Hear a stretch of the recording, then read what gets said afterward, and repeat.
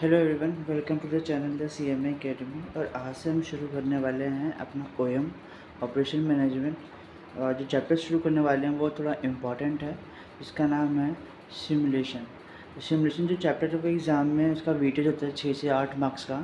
तो सबसे पहले हम यही स्टार्ट करेंगे बिकॉज वेटेज भी है इसका एग्ज़ाम में और बार बार इसकी फ्रिक्वेंसी भी रहती है आने की, और साथ ही साथ ईजी भी है। तो इसीलिए हम इसको सबसे पहले स्टार्ट करेंगे। जितनी जल्दी स्टार्ट कर लेंगे उतनी जल्दी ख़त्म भी हो जाएगा OM हमारा। मेरा एस्टिमेटेड ये है कि 1.5 मंथ में मैं आपका पूरा OM ख़त्म कर दूँ। फिर उसके बाद रिविजनली वीडियो ला दूँ OM को कैसे रिवीजन करते हैं, क्या स्टेप हैं रिवीजन करने के, और साथ ही साथ कि कितना ज़्यादा स्कोर कर सकते हैं। बिकॉज OM ईजी है और स्कोरिंग चैप्टर है। हाँ, थोड़े चैप्टर जो हैं वो थोड़े से हार्ड हैं।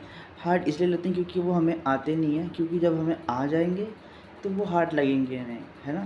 तो चलिए ज़्यादा वीडियो को लंबा नहीं करना, सीधे से सीधे हम सिर्फ कॉन्सेप्ट की बात करेंगे कि क्या है और कैसे करना है।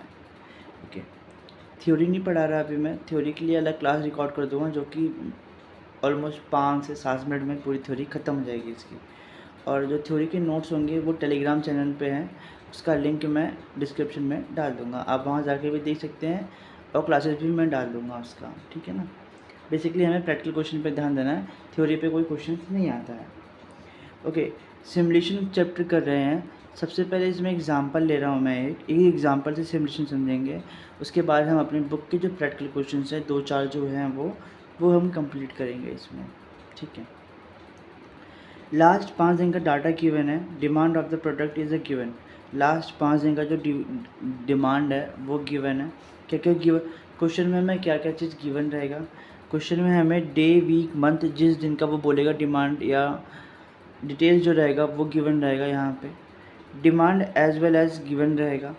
प्रोबेबिलिटी कभी कभी गिवन रहती है क्वेश्चन में, कभी कभी नहीं गिवन रहती है, तो हमें यहाँ पे ध्यान देना है, ठीक है ना। क्वेश्चन में आगे मैंने लिख रखा है, उस स्टेप्स पे हम चलेंगे।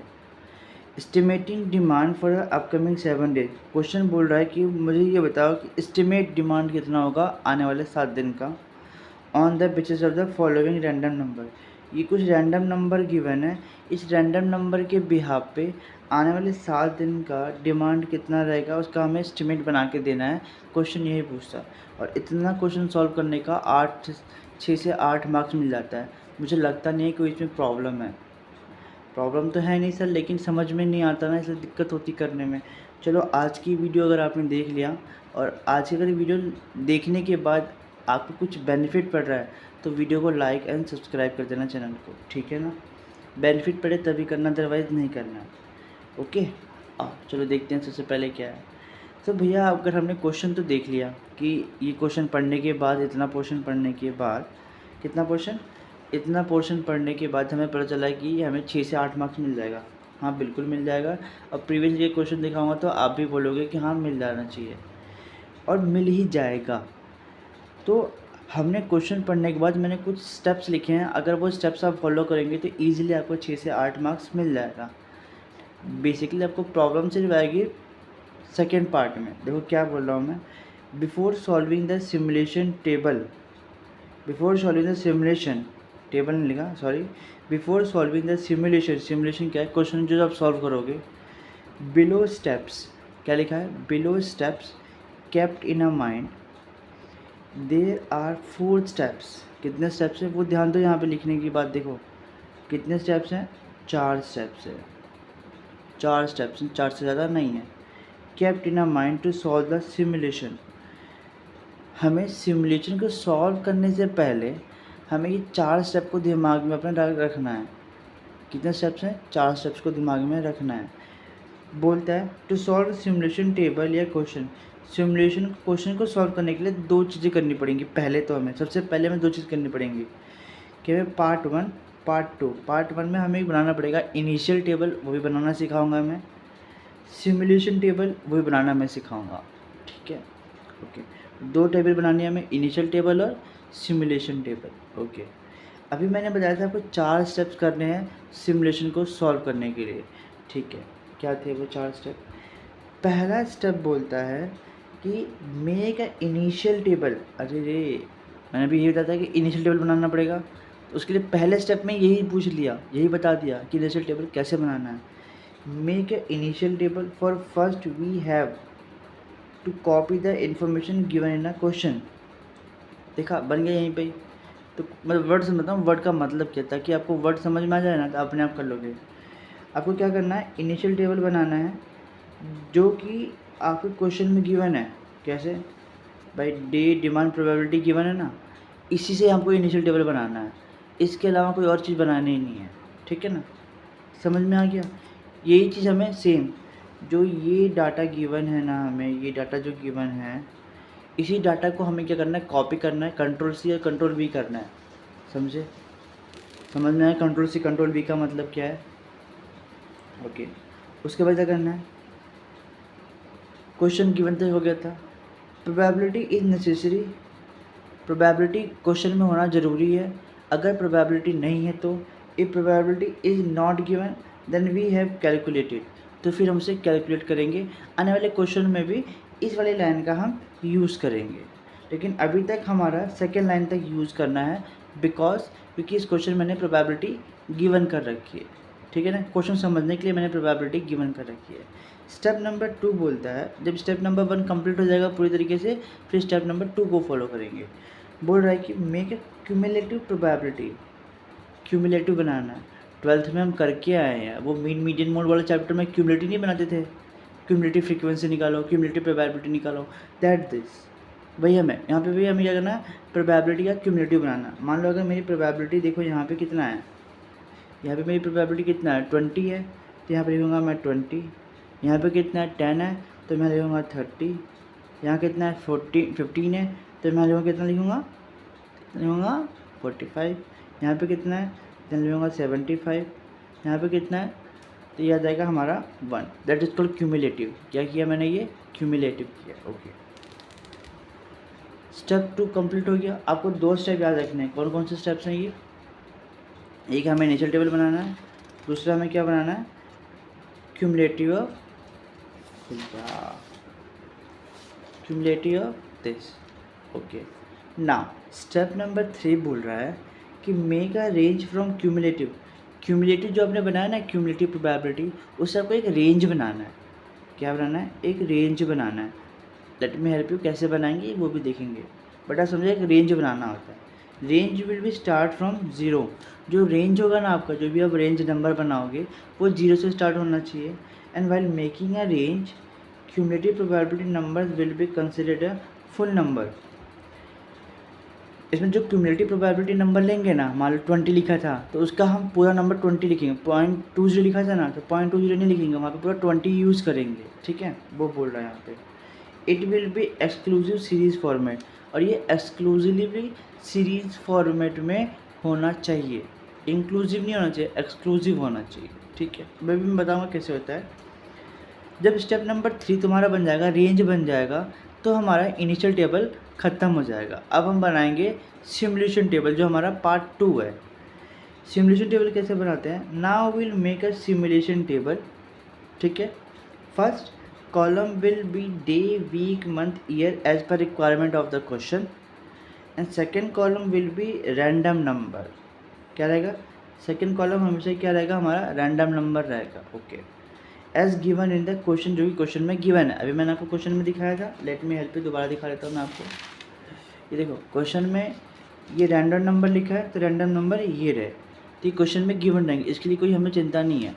पेपर हमें देगा, क्वेश्चन पेपर हमको देगा ये, ठीक है ना। Okay, and parts of remaining parts of depend upon the question, बाकी जो क्वेश्चन पूछेगा उस हिसाब से हम कॉलम को इंसर्ट करेंगे।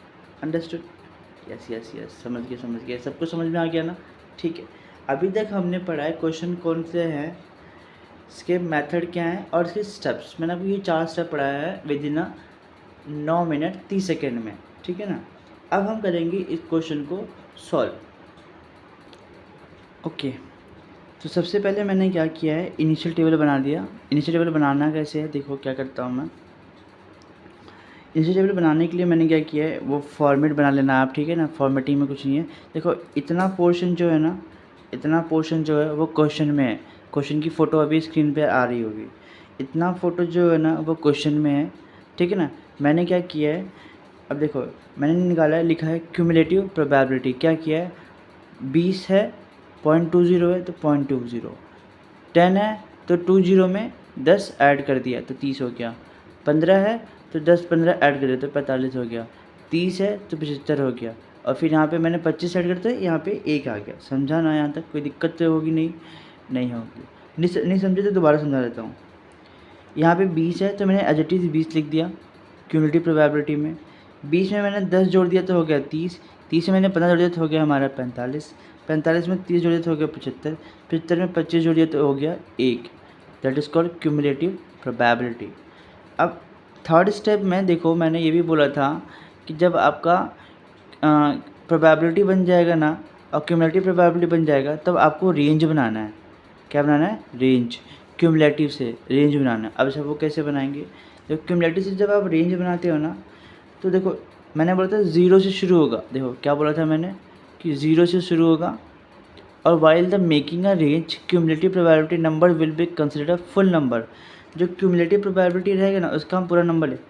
0 से मैंने स्टार्ट किया और जो प्रोबेबिलिटी का जो क्यूमुलेटिव प्रोबेबिलिटी का जो नंबर रहेगा उसको मैं पूरा नंबर कंसिडर करना है इंस्टेड ऑफ पॉइंट में कंसिडर करना है, ठीक है ना। तो 20 है, ये 0.20 है तो इसको मैं 20 मान के चलूँगा, ठीक है ना, क्योंकि सब बोल रहा है और मेथड भी यही बोलता है।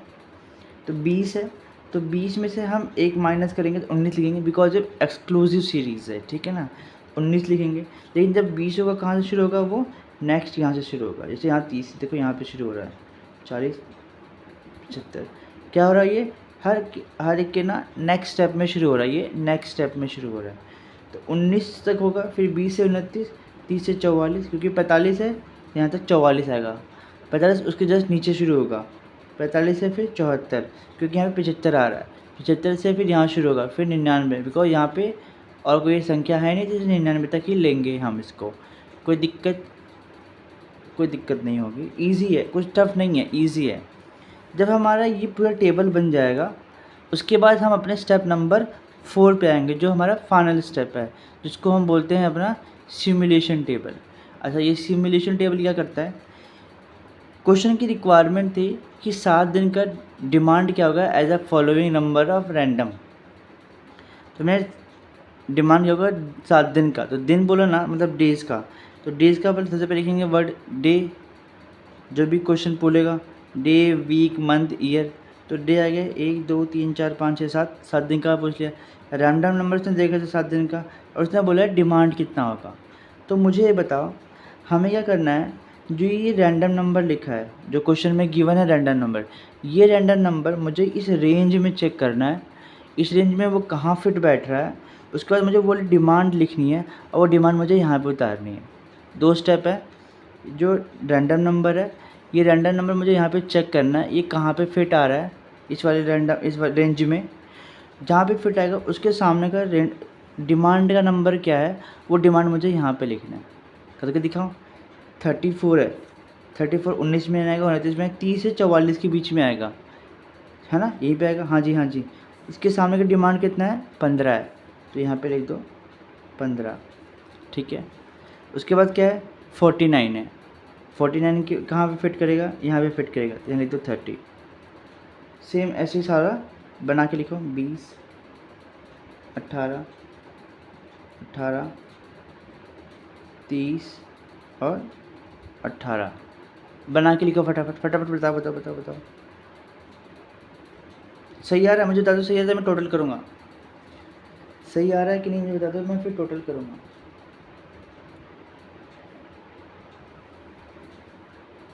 मुझे तो सबका सही आ रहा होगा। तो ये जो टोटल आ रहा है 914, तो 114 आ रहा है, इसे बोलूँगा मैं टोटल डिमांड। क्या आ रहा है, ये